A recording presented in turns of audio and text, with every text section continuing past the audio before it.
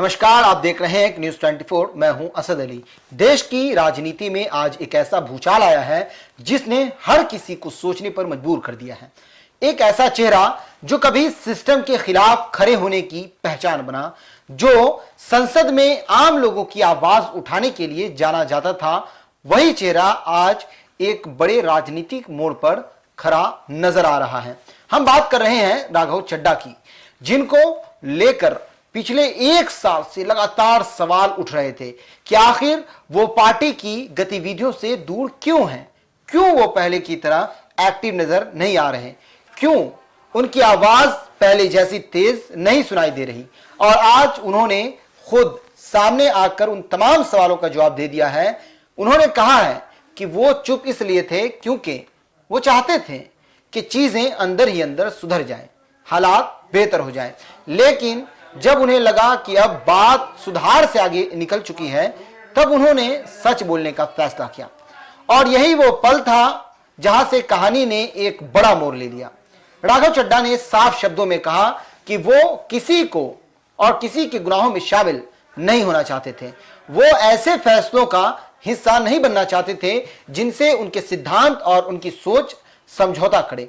उन्होंने कहा कि उनके सामने सिर्फ दो रास्ते थे, या तो वो राजनीति छोड़ दें, पिछले 15-16 सालों की अपनी मेहनत, अपनी पहचान, अपना पूरा सार्वजनिक जीवन एक झटके में खत्म कर दें, या फिर अपने अनुभव, अपनी स्किल्स और अपनी पूरी ऊर्जा को एक नई दिशा में लगाएं और पॉजिटिव पॉलिटिक्स का रास्ता चुनें।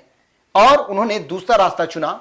लेकिन असली झटका तो उसके बाद आया, जब उन्होंने ऐलान किया कि वो आम आदमी पार्टी को छोड़ रहे हैं और सीधे भारतीय जनता पार्टी में शामिल हो रहे हैं। यह सिर्फ एक पार्टी बदलने का फैसला नहीं था, बल्कि एक पूरी राजनीतिक सोच में बदलाव का संकेत था।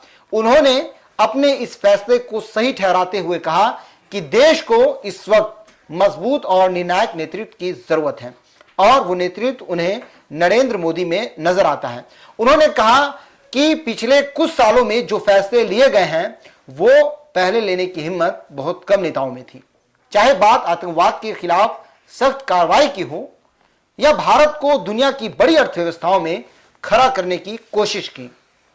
उन्होंने यह भी कहा कि इस नेतृत्व पर जनता ने बार बार भरोसा जताया है और यही भरोसा उन्हें इस नई राह पर ले आया है। साथ ही उन्होंने अमित शाह की कार्यशैली और संकल्प शक्ति का भी जिक्र किया और कहा कि ऐसे नेतृत्व के साथ जुड़कर वो बिना रुके, बिना थके देश के लिए काम करना चाहते हैं। लेकिन इस पूरे बयान का सबसे भावनात्मक हिस्सा तब आया जब उन्होंने अपनी ही पुरानी पार्टी पर सवाल उठाते हुए कहा कि उनकी आवाज को दबाया गया, उन्हें वो मुद्दा उठाने से रोका गया जो आम लोगों से जुड़े थे। उन्होंने कहा कि एक सांसद होने के नाते उनकी जिम्मेदारी थी कि वे जनता की आवाज संसद तक पहुंचाएं, लेकिन जब उन्हें ही बोलने से रोक दिया गया तो उनके लिए वहां रहना मुश्किल हो गया। यानी एक ऐसा नेता जो लोगों के हक की बात करना चाहता था, वो अपनी ही पार्टी के भीतर सीमित कर दिया गया। और शायद यही वो दर्द था जिसने उन्हें इतना बड़ा फैसला लेने पर मजबूर किया। अब उन्होंने साफ कर दिया है कि वो एक नई शुरुआत करने जा रहे हैं, एक नई राजनीतिक यात्रा जहां वो अपनी अनुभव और अपनी ऊर्जा को देश के लिए इस्तेमाल करना चाहते हैं। लेकिन इस पूरे घटनाक्रम के बाद सबसे बड़ा सवाल यही खड़ा होता है कि क्या यह सच में सिद्धांतों की राजनीति है या फिर यह सत्ता के समीकरणों का एक नया खेल है? क्या यह बदलाव देश के लिए फायदेमंद साबित होगा या फिर यह सिर्फ एक राजनीतिक रणनीति है? जवाब जो भी हो, लेकिन इतना तय है कि इस फैसले ने भारतीय राजनीति में एक नई बहस को जन्म दे दिया है। और अब नजरें इस बात पर टिकी हुई है कि आगे राघव चड्ढा की यह नई पारी किस दिशा में जाती है और क्या वो वाकई वो बदलाव ला पाएंगे जिसकी बात वो आज कर रहे हैं। तो फिलहाल इस पेशकश में इतना ही।